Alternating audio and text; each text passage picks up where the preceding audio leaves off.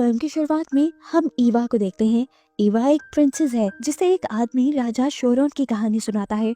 उनके पास एक जादुई ताज था जिससे वो कुछ भी कर सकते थे। वो ताज सबकी ख्वाहिशें पूरी करता था और सब उसे पाना चाहते थे। उन्हीं लोगों में था एक जफर नाम का जादूगर जो राजा को मारकर वो ताज लेना चाहता था, लेकिन राजा का जादू इतना ज्यादा ताकतवर था कि जफर राजा को अपने जादू से मार नहीं पाता और ना ही उनका ताज ले पाता है। इसलिए गुस्से में अब वो राजा को श्राप यानी कर्ज दे देता है कि तुम हजारों सालों तक अकेले रहोगे और तुम्हें देखने वाला हर आदमी पत्थर का हो जाएगा। ईवा को इस सब पे यकीन नहीं था। तब उस आदमी ने कहा, नहीं प्रिंसेस, ये सारी बातें सच हैं और राजा शेरोन के जादुई ताज की मदद से आप अपने डैड को भी ठीक कर सकते हैं जो काफी अर्से से बहुत ज्यादा बीमार थे। सीन कट होकर अब हमें एक मार्टी नामी आदमी को दिखाया जाता है। वो अंधा है, देख नहीं सकता, लेकिन बहुत अच्छा लोहार है। राजा के सभी सिपाहियों के हथियार वो खुद बनाता है। अभी वो हथियार ही बना रहा था कि एक आदमी ने आकर उससे पूछा, क्या राजा किसी जंग की तैयारी कर रहे हैं? तभी मार्टिन की मॉम यहाँ आई और बोली, नहीं, राजा तो बीमार है। राजा का सलाहकार राजा के खिलाफ ही जंग की तैयारी कर रहा है। बेईमान है वो राजा की सल्तनत पर कब्जा करना चाहता है। यहीं पर दोबारा हम ईवा को देखते हैं जो अपने डैड के पास आई थी। अपने डैड से कहती है, मैं जान गई हूँ आपके इलाज का एक तरीका है, मैं जरूर शेरोन का ताज लेकर आऊंगी जिससे आप ठीक हो जाएंगे। तब राजा ने उससे कहा, नहीं मेरा बच्चा, ये सब कहानियां हैं, यहाँ पर कोई शेरोन नहीं और ना ही कोई जादुई ताज है। तुम बस किसी राजा को ढूंढो जिससे तुम शादी कर लो और फिर वो मेरी ये सारी सल्तनत संभाल ले। उसकी ये बात सुनकर ईवा दुखी होकर यहाँ से जाने ही वाली थी कि तभी उसे होजो ने रोक लिया, राजा का सलाहकार, जो ईवा को बताता है कि राजा शेरोन की कहानी बिल्कुल सच है। राजा शेरोन के महल तक जाने का रास्ता एक मैप में आपके डैड ने सबसे छुपा कर रखा है। असल में सभी राजा शेरोन के ताज को ढूंढने के लिए गए थे, लेकिन जो भी किया आज तक वो वापस नहीं आया। इसीलिए अब राजा डरते हैं कि वहाँ कोई न जाए, लेकिन अगर आपके भाई होते तो वो जरूर राजा के लिए ये खतरा मोल ले लेते। ईवा ने उसकी बातों को मान लिया, ये सोचे बगैर कि वो कोई चाल भी चल रहा होगा। रात होने पर ईवा ने राजा के कमरे से नक्शा चुरा लिया और अपने घोड़े पे सवार हो गए यहाँ से बाहर निकल गई राजा शेरोन के ताज को लेने के लिए। बाहर जाने से पहले ईवा ने बहुत बड़ा गाउन पहन लिया था। इस गाउन की वजह से सिपाही ईवा को पहचान नहीं पाए। वो चोर समझ के ईवा को रोकने लगे, लेकिन ईवा अपने घोड़े से सबको धकेलते हुए यहाँ से निकल गई। वो जो ये सब देख रहा था उसने ईवा को रोका नहीं और उसके यहाँ से जाते ही राजा को जाकर उसने ये खबर दे दी कि ईवा यहाँ से भाग गई है शाही राजा शेरोन का ताज लेने के लिए। ये सुनकर राजा डर गए और राजा ने उसे कहा, जाओ सारे सिपाहियों को भेजो फौरन मेरी बेटी को ढूंढने के लिए। मुझे मेरी बेटी जिंदा सलामत वापस चाहिए। जिस पर होजो बोला, ऐसे तो मुमकिन नहीं, यहाँ मुझे किसी को भी हुक्म देने की अथॉरिटी नहीं है। अगर आप मुझे यहाँ का राजा बनाए तो मैं आपकी बेटी को ढूंढने का काम कर सकता हूँ। राजा जो अपनी बीमारी से पहले ही परेशान थे, अपनी बेटी की जुदाई का गम वो बर्दाश्त नहीं कर सकते थे, इसीलिए उन्होंने तब तक के लिए होजो को बादशाह बना दिया जब तक शहजादी यानी ईवा वापस लौट कर नहीं आती। ये सुनकर होजो बहुत ज्यादा खुश हो गया क्योंकि उसका प्लान सही से काम कर गया था। वैसे भी राजा शेरोन के महल से आज तक कोई वापस नहीं आया था। वो ईवा को तलाश करवाने के लिए भी किसी को नहीं भेजता क्योंकि अब उसे ईवा की जरूरत ही नहीं थी। होजो अब अपने कमरे में जाकर अपने जादुई शीशे में किसी से बात करता है, जिससे उसने बताया कि अब राजा ने मुझे यहाँ का नया राजा बना दिया है। मैं जल्द ही यहाँ की दूसरी सल्तनतों पर भी हमला करके उन सबको भी अपना बना लूंगा और फिर पूरी दुनिया पे राज करूंगा। देखना, राजकुमारी राजा शेरोन के महल जा रही है, वो तुम्हारे करीब से होकर गुजरेगी, उसे कभी वापस आने के लायक न छोड़ना। उनकी ये बात खत्म हो जाती है और दूसरी तरफ हमें दोबारा मार्टिन को दिखाया जाता है जो इस वक्त जंगल में था। अंधा होने के बावजूद भी वो बड़े अच्छे से सारे काम कर रहा था और अब वो एक क्रिसमस ट्री लेकर घर आता है जहाँ उसकी मॉम उसे डांटती भी है, तुम क्यों रोज रोज इतने खतरों में चले जाते हो। तब मार्टिन कहता है, मॉम आप फिक्र ही ना किया करें, मैं सारे काम कर सकता हूँ। बेशक मेरी आंखें नहीं, लेकिन मेरी बाकी सब सेंसेस ज्यादा काम करती हैं। वो क्रिसमस ट्री लेकर आया था क्योंकि आने वाले दिनों में क्रिसमस आने वाला था और वो इस ट्री को खुद सजाना चाहता था। अभी ये लोग बात ही कर रहे थे कि दिखाया गया कि ईवा भी इनके शहर में पहुंच गई। ईवा को अपनी पुरानी तलवार की धार लगवानी थी। जब उसने लोगों से किसी लोहार के बारे में पूछा तो लोग उसे मार्टिन के घर ले गए। मार्टिन उसके करीब जाता है और उससे पूछता है, मैं आपकी क्या मदद कर सकता हूँ। ईवा कहती है, मुझे अपनी तलवार की धार लगवानी है और अपने घोड़े की नाल भी डलवानी है। मार्टिन ने कहा, जब तक मैं ये सब करूँ आप मेरी मॉम के पास रह सकती हैं। ईवा उसकी बात मानते हुए उसके घर का दरवाजा नॉक करने लगी। वो औरत जैसे ही बाहर निकली तो खुशी से हाँप गई। वो ईवा को पहचान गई थी। एक प्रिंसेस को अपने घर देखकर वो इतना कंफ्यूज हो गई कि उसे समझ नहीं आया क्या करे। उसने प्रिंसेस को अपने घर पर बिठाया और अपने घर पर बनी हर चीज उसके सामने रख दी। ये लोग बातें करने लगे। कुछ ही देर में मार्टिन उसकी तेज हुई तलवार उसके पास ले आया और यहाँ बातों ही बातों में ईवा ने इन दोनों को बताया कि वो शेरोन के महल की तरफ जा रही है। ये सुनकर मार्टिन की मॉम बहुत ज्यादा डर गई और बोली, आप इतना खतरा मोल क्यों ले रही हैं? आज तक कोई भी वहाँ से नहीं बच के आया। जिस पर ईवा ने कहा कि मुझे अपने डैड को किसी भी हाल में ठीक करना है और ये खतरनाक कदम अब मुझे उठाना ही होगा। मार्टिन की मॉम जानती थी कि ईवा उसकी बात नहीं मानेगी, तो तब उसने ईवा से कहा कि आप आज रात यहीं पर गुजार लें, रात को इतना खतरनाक सफर ना करें, सुबह होने पर अपना सफर कंटिन्यू कर लीजिएगा। उसके कहने पर ईवा सोने के लिए चली गई और कुछ देर बाद मार्टिन ने अपनी मॉम से कहा, मॉम मैं भी प्रिंसेस ईवा के साथ जाऊंगा। ये सुनकर उसकी मॉम ने कहा, बेवकूफ तो नहीं हो गए, इतने खतरे में मैं तुम्हें नहीं जाने दूंगी।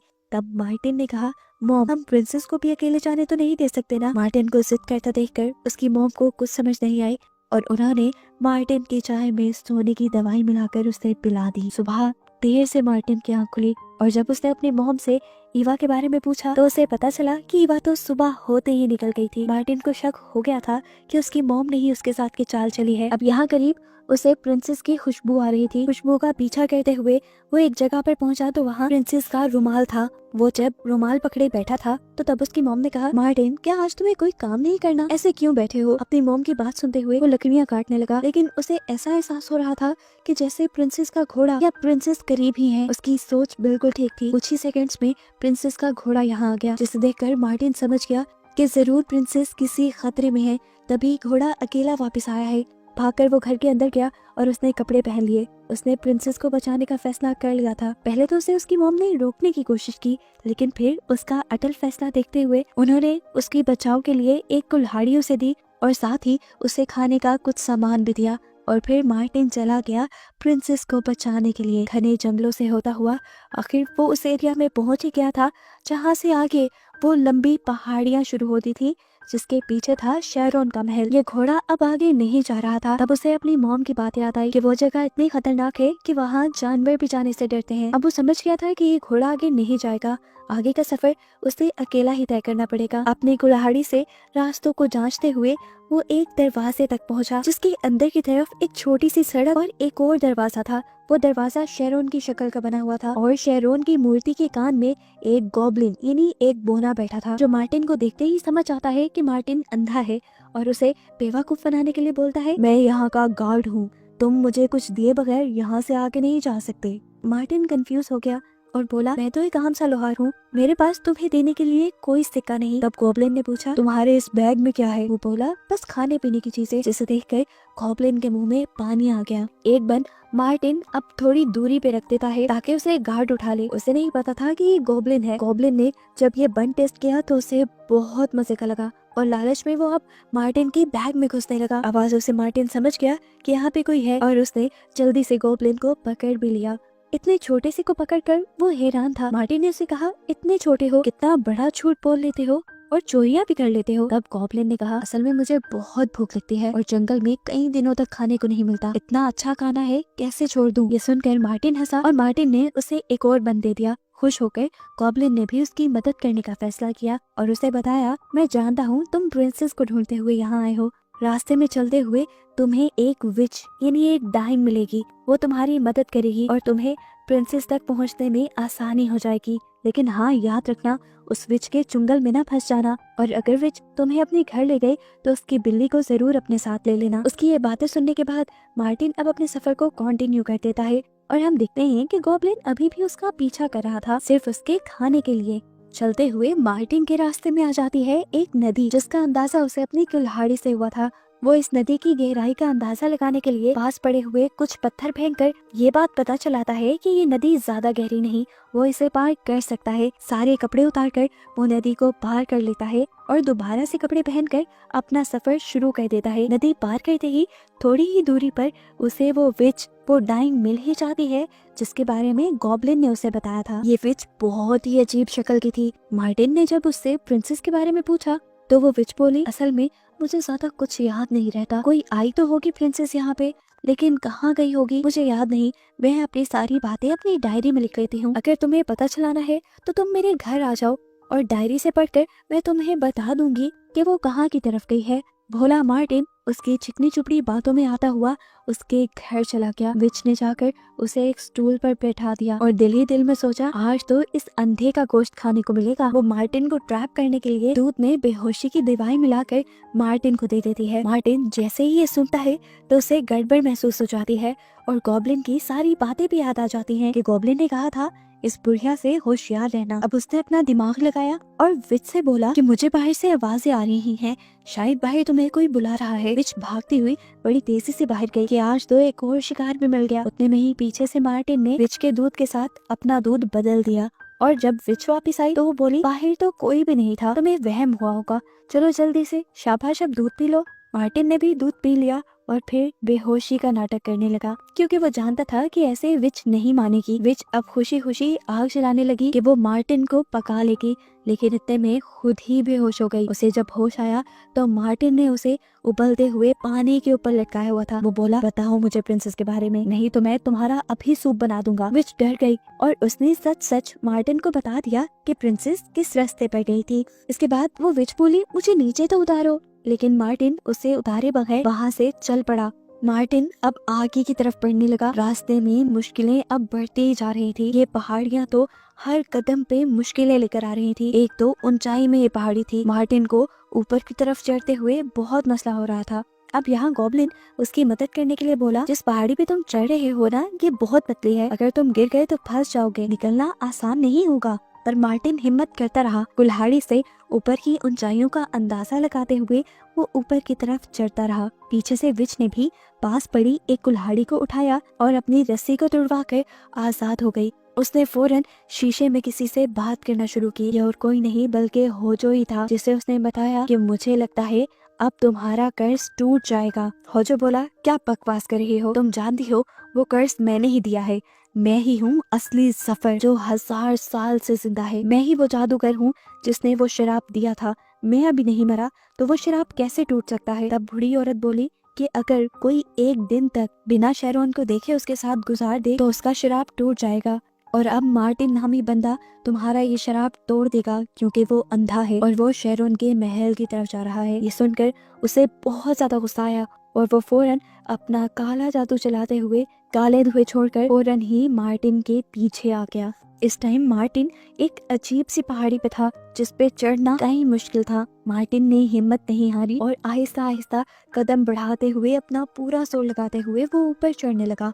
इस अंधे को ऊपर चढ़ता देखकर सफर यानी होजो हैरान परेशान हो गया और उसने अपने जादू से पहले यहाँ गॉब्लिन को पत्थर बना दिया जो उसे देख सकता था और मार्टिन की मदद कर सकता था, और फिर उसने मार्टिन को भी पहाड़ी से नीचे गिरा दिया इससे पहले कि वो जमीन से टकरा जाता और उसे कुछ हो जाता। होजो यानी जादूगर सफर गॉब्लिन की आवाज में उससे कहता है, तुम नीचे गिरने वाले थे और मैंने अपने जादू से तुम्हें बचा लिया, शुक्र करो मेरा। मार्टिन उसका शुक्रिया अदा करता है। गॉब्लिन की आवाज में ये जादूगर दोबारा उससे कहता है कि जब तक राजा शेरोन जिंदा है उसका श्राप भी जिंदा रहेगा। तुम अगर वहाँ जाकर राजा शेरोन को मार दोगे तो उसका श्राप खत्म हो जाएगा। तुम राजकुमारी को भी बचा लोगे और राजा को भी। ये सुनकर मार्टिन ने उसे इस मर्तबा भी मशवरा देने के लिए शुक्रिया किया और दोबारा अपना सफर शुरू कर दिया। आखिरकार वो इतनी तंग और मुश्किल पहाड़ी के ऊपर चढ़ ही गया जिसके आगे फाइनली उसे राजा शेरोन का खंडर महल मिल ही जाता है। अंदर जाने पर हर चीज पत्थर की बनी हुई थी क्योंकि इन चीजों को राजा शेरोन ने देख लिया था। यहाँ पर बहुत से लोग भी पत्थर की मूर्ति बने हुए थे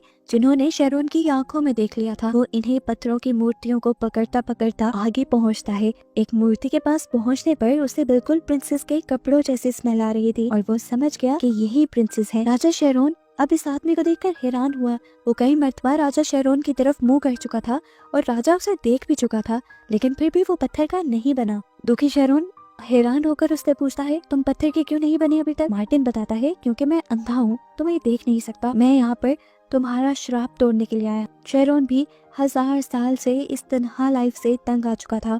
उसने मार्टिन से पूछा, तुम्हारे पास कौन सा रास्ता है श्राप तोड़ने का? तब मार्टिन ने बताया कि मुझे एक गॉब्लिन से पता चला है कि आपको अगर मार दिया जाए तो आपका श्राप टूट जाएगा। अपनी जिंदगी से तंग शेरोन ने उसके सामने घुटने टेक दिए और उसे कहा, मार तो मुझे, अगर इसमें ही सबकी भलाई है तो मार दो। मैंने आज तक किसी के साथ कुछ बुरा नहीं किया, लेकिन फिर भी अगर इस चीज की मुझे सजा मिलती है तो दो मुझे सजा। मार्टिन ने उसे मारने के लिए कुल्हाड़ी उठा भी ली, लेकिन उसे शेरोन को मारना अच्छा नहीं लगा। उसने शेरोन से कहा, आपने आज तक किसी को नहीं मारा, कोई जुल्म नहीं किया, तो आपको ये सजा क्यों मिले? ये सब सुनते हुए अब अचानक से जादूगर जफर इनके सामने आ जाता है। वो मार्टिन से कहता है, तुमने इसे मारा नहीं, मेरा सारा प्लान तुमने चौपट कर दिया, अब देखना मैं तुम्हें बताता हूँ। वो अपने काले जादू से मार्टिन को उठाकर नीचे पटक देता है। मार्टिन इस मर्तबा खड़ा हो जाता है और बोलता है, मैं उस टाइम समझ गया था कि वो गॉब्लिन नहीं कोई और ही बोल रहा है। शुक्र करो मैंने राजा को मारा नहीं, वरना मेरे हाथ से बहुत बड़ा जुर्म हो जाता। उसकी ये बातें सुनकर